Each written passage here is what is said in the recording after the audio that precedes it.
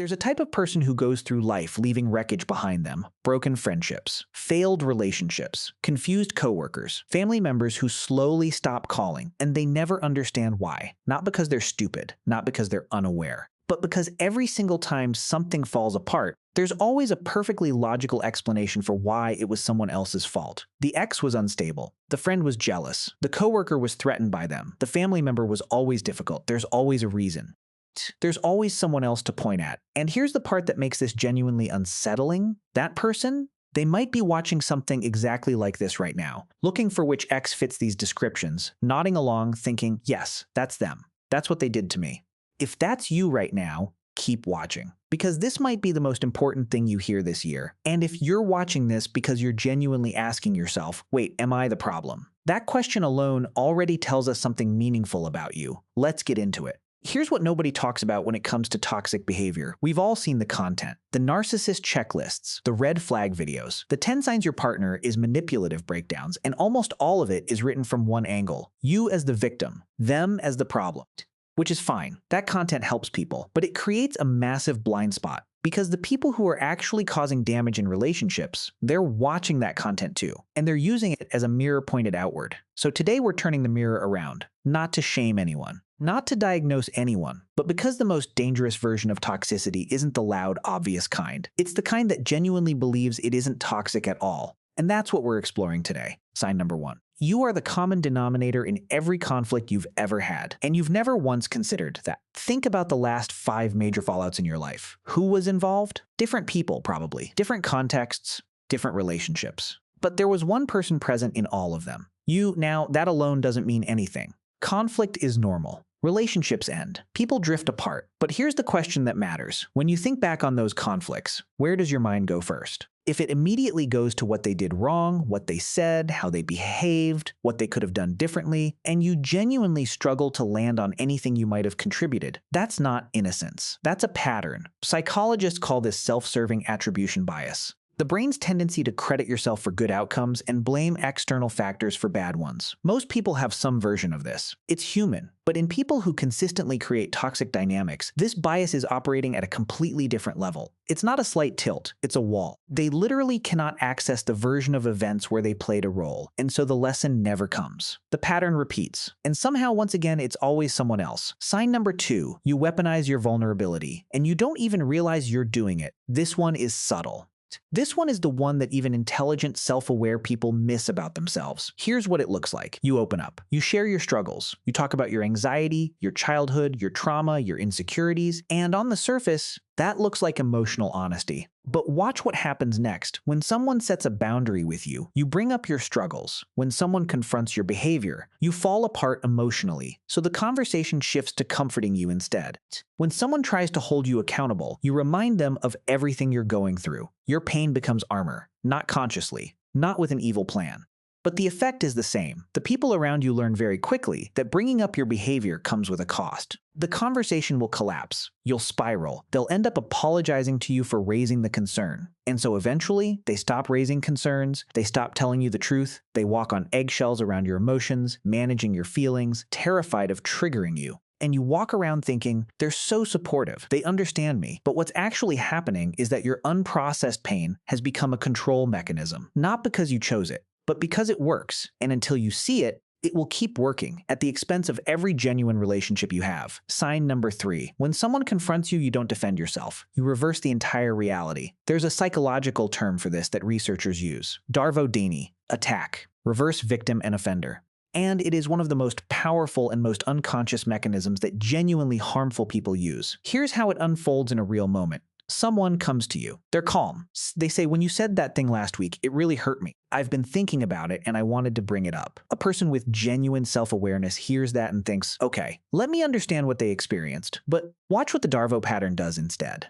First, deny. That's not what I said. You're remembering it wrong. You're being oversensitive, then attack. I can't believe you're bringing this up after everything I've done for you. You always do this. You're so dramatic. Then reverse. Actually, do you know how hurtful it is when you make these accusations? Do you know what that does to me? I'm the one who needs support right now. And just like that, the person who came to you with a legitimate concern is now comforting you. They came in with a wound. They're leaving with guilt. Studies on this pattern found something genuinely disturbing. Even outside observers, people who had no stake in the conflict, when exposed to a single DARVO sequence, began to see the person who raised the concern as the aggressor. That's how effective it is. And the people who use it most frequently aren't doing it with a calculated script. They do it automatically, instantly, because somewhere along the way, their nervous system learned that the best defense against accountability is to make accountability itself feel like an attack. If this pattern sounds familiar from your own behavior, not from your partner's, not from your ex's, from yours, that recognition matters. That's the beginning of something different. Sign number 4, you don't actually apologize. You perform apologies. This one requires you to be really honest with yourself. Think about the last time you apologized to someone. Not what you said, but why you said it. Were you apologizing because you genuinely understood the impact of what you did? Or were you apologizing because the tension was unbearable and you needed it to stop? Or because they were pulling away and you could feel them slipping? Or because you knew an apology would reset the situation and you could move on without actually changing anything? There's a difference, a profound difference, between an apology that comes from remorse and an apology that comes from strategy. Remorse-based apologies sound like, I understand what I did and why it hurt you. I'm genuinely sorry, and here's what I'm going to do differently. Strategic apologies sound like, I'm sorry you felt that way. I was going through a lot. I didn't mean it like that. You know how I get. Can we just move on? The second version isn't an apology. It's a performance designed to close the conflict loop without the discomfort of actual accountability. And the people who receive it know, maybe not consciously, maybe they accept it, maybe they say it's fine, but something in them registers that nothing actually shifted, and that registration builds up over time, until one day they stop bringing things up at all, because they already know how the apology will land at P, hollow, followed by the same behavior within weeks. If the people in your life have stopped telling you when you hurt them, it's worth asking why. Sign number 5. You genuinely believe that because you've been hurt before, you're automatically not the one causing hurt now. This might be the most important thing in this entire video, so stay with it. Almost everyone who causes damage in relationships has their own story of pain, their own childhood wounds, their own experiences of abandonment, betrayal, manipulation, neglect, and those experiences are real. They matter. They shaped you. But here's where it gets psychologically complicated. Trauma doesn't make you immune to becoming what hurt you. In fact, unprocessed trauma often does the opposite. It teaches your nervous system to survive,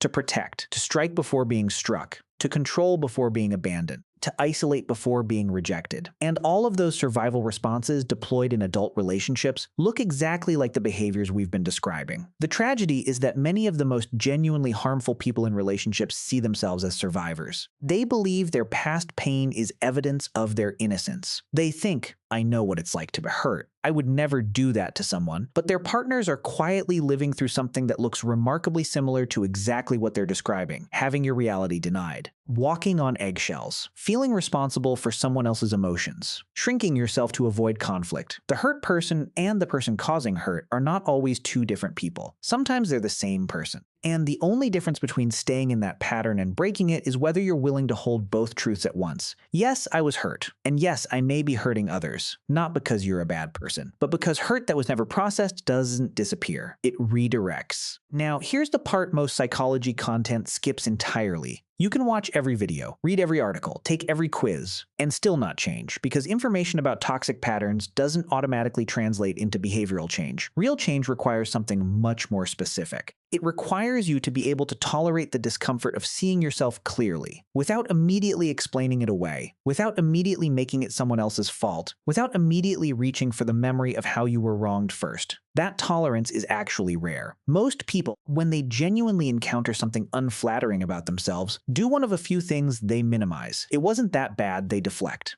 But look at what they did, they perform. I'll say sorry, so this is over. Or they spiral, collapsing into shame so dramatic that people around them end up focused on supporting them rather than discussing the actual issue. Genuine change looks quieter than all of those. It looks like sitting with discomfort without resolving it quickly. It looks like listening to someone's experience without defending yourself. It looks like going to therapy and actually telling the truth, not the version that makes you look like the protagonist. It looks like noticing the same pattern appearing across multiple relationships and asking, what is the variable that's always present? And here's the final thing, the question that should be sitting with you right now. If the people who love you most, or who used to love you most, were completely safe to tell you the truth, what would they say? Not what you think they'd say.